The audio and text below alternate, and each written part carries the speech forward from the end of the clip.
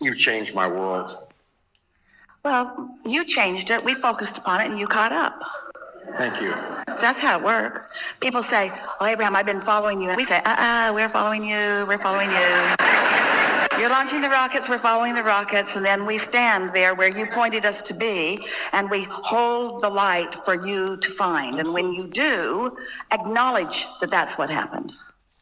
I created this. I lined up with this. I'm living this. Thank you so much for that, because I'm getting good at this. Yeah. Yeah. And when things don't happen the way I expect them, I start to say, wait a minute. They always happen the way you expect them. When I discover that my expectation is out of whack, I'm starting to notice it.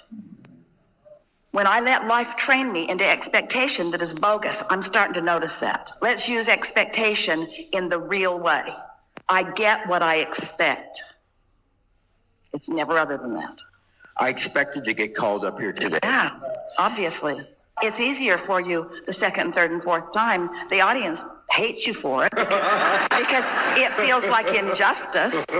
So when positive things happen, which induce positive expectation, that's why things, the better they get, the better they get, the better they get, the better they get. It's also why the worse they get, the worse they get, the worse they get, the worse they get. So what we're asking you to do is to expect outside of what's happening. It's easy to get called on and then expect it again. The hard thing is to not ever have been called on and then get called on. The hard thing to do is to expect around the reality that has your attention. And that's what we talk about all day, every day, isn't it? Find a way to care so much about the way you feel that you're not willing to think a thought that doesn't feel good, even if it makes the most sense. I've never had any money. Nobody I know has ever had any money. My family's never had any money. Therefore, I don't expect to have any money. Well, that's not helpful. That's not helpful. It's going to turn out the way you expect it to be. So you've been taking this in. Of course. So what is it you want to talk about here and now? What's new for you? I want to get better at the fine-tuning of my desire, my expectation, and all of that. I have started to realize that I can manifest things almost instantaneously with just giving it a passing thought. Oh, I'd like to have that. On things that you haven't practiced otherwise. If it's a new thing that you don't have an expectation about, the universe will deliver it to you nearly immediately because there's no push and pull going on in you. But if it's something that you've wanted for a while, so you've got some expectations that are pushing it away while your words are trying to pull it to you, that's what you want to be aware of. And your emotions are what tells you about that. So here's our encouragement. Stay off those subjects. Don't try to teach yourself on the subjects that are difficult. Teach yourself on the subjects that are not difficult, which means choose new subjects. Choose new subjects. Universe, today I would like to see evidence of happy people. Universe, today I would like to see evidence that you know what I've been thinking about. Universe, today I would like to see obvious motion forward for me on something where I haven't been moving forward on before. Universe, today, show me progress about something. Now, you see, the way the question is pointed, it's so vague you're not blocking it. You're general enough that you're not blocking it. But when the universe shows you this and this and this and this and this and this and this and this and this, you'll remember. In other words, the way your expectations change is when you ask for something that you really don't quite believe, but your ask is clear enough and you're not believing is foggy enough that the universe can give it to you. That's how you bridge your expectations. And after a little while, you'll begin to feel invincible. Absolutely invincible. You can change the weather. You can rendezvous with everything that you want. There's nothing outside of your ability to modify it in the direction of your desire. I have to tell you that my whole life, particularly when I was a child, I knew that this was a thing. I knew that this was a thing. When I would see movies like Harry Potter or things with magicians or things like that, I knew that there was something to that. I knew that there was something to, I can create from my mind. People would say, that's ridiculous. So what are you doing? Why aren't you calling that person? Why aren't you putting more action in that? I knew somehow that sometimes that would be counterproductive. I knew that I could create a situation through my focus in my mind. And so I'm so grateful to finally have manifested you into my life to show me that that is in fact true. I had given up on a lot of things coming in my life. And by the way, I'm an actor too. It seems to be a theme today. But that was such a huge thing for me that there was a block there. And I have to say, since I found you last year, things have really started to change, particularly in the last 6 months. I now sorry.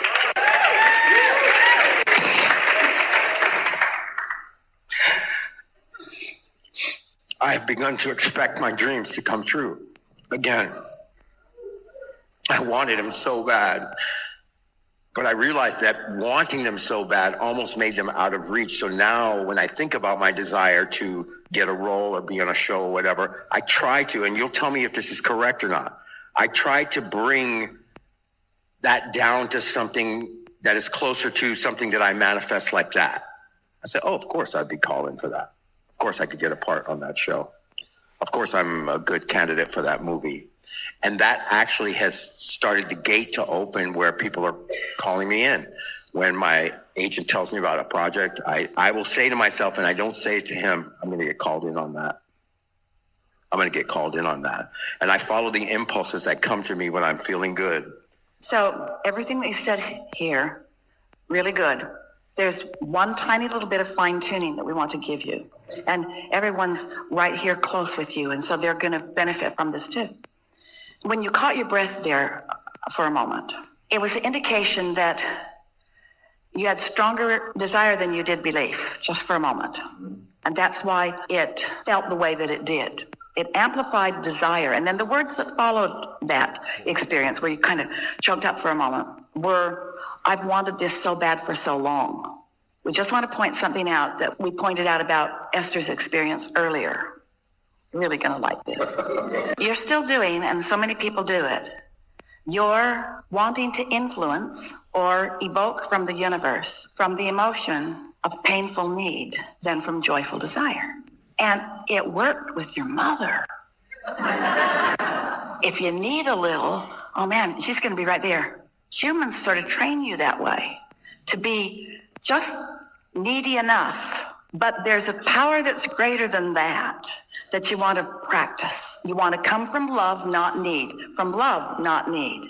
From love, not pain. From knowing, not guessing. From knowing, not hoping. You're at the place, and it's a good place to be. It's paying off really well for you, and it will continue to do so, but you can do better, where your desire is mostly being met with hope. And so that gives you quite a bit of what you desire. But when your desire is met with knowing, when your desire is met with love, when you're not trying to motivate normal people, but instead are only dealing with your own push-pull vibration. You see, it's when you think you're going to inspire another. Esther was doing that with her contractor. If he just understands that they are putting me in an inconvenient position and that I'm really too busy for this, maybe they'll hustle a little bit more and they'll get some stuff done. Nope, it slowed it down. Not because they wanted to slow it down. They weren't deliberately punishing her. The universe is not deliberately or indeliberately punishing her. It's that you can't get there from there. So it's from your pure desire and expectation that it be satisfied. But you see, you don't want to appear to be that arrogant. Because when you're sure of yourself, lots of other humans who aren't sure of themselves are offended by your sureness. That's why when you hear the stories from the actors, they are so ready to tell you about their struggle.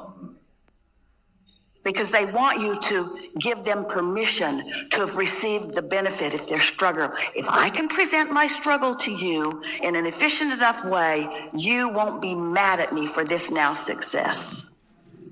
And a lot of you are doing that in a lot of ways because you're humaning. And because you're banking upon what other humans are doing, because they seem like they're the ones that are casting and calling, and it feels like they hold all the cards, but they don't hold any cards. You hold all the cards in your calling and refusing, in your push-pull. You hold all the cards.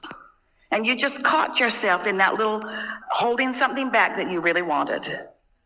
It was like wanting to evoke just a tiny little bit of sympathy from the universe, who will then shine a light on you more kindly. You kind of get what we're talking about?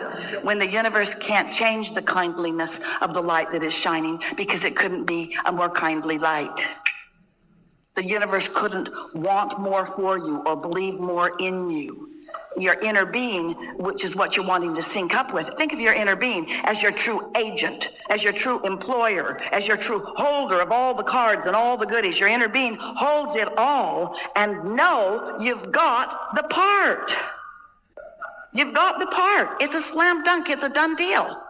Your inner being says yes, yes, yes, yes, yes, yes, yes, yes, yes. So who is it that you're pleading with? Those who hold no power. And in pleading with those who hold no power, you hold yourself in an expectation where you don't let in the power that your inner being's already laid out for you. It's the best we've ever said that. I get that. And that, what you saw a few minutes ago, is from me practicing that. You know, the more I would feel about something, I felt like the closer I was bringing it to me.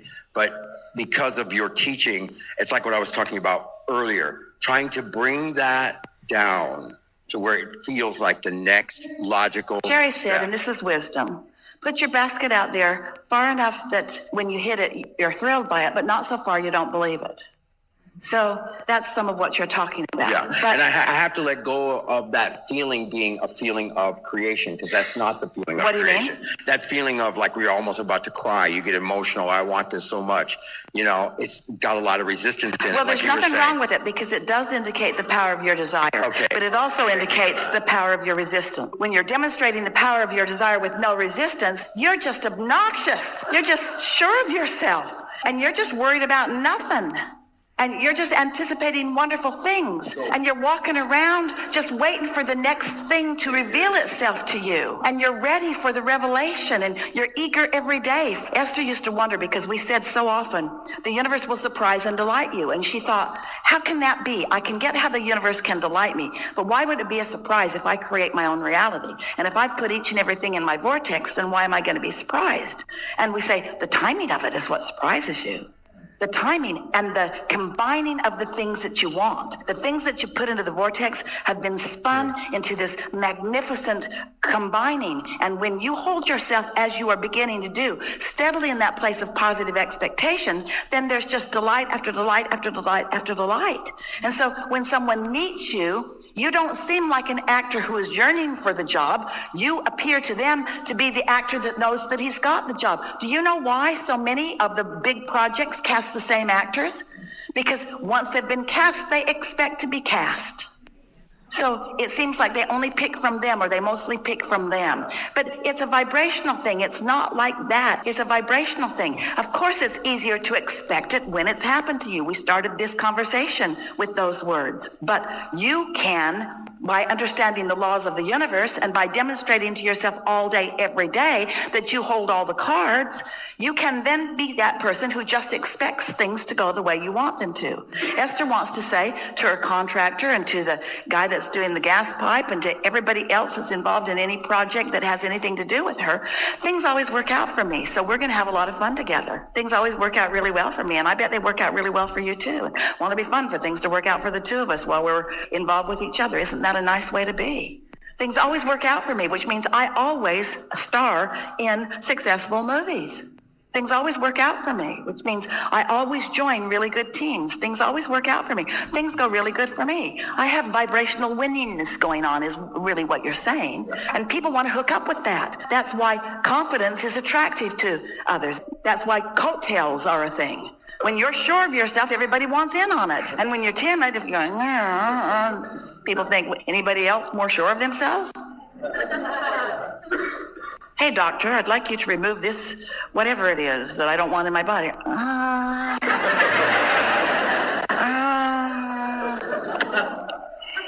might move on to someone more confident. Good enough? Yes. Really good. Thank you so much.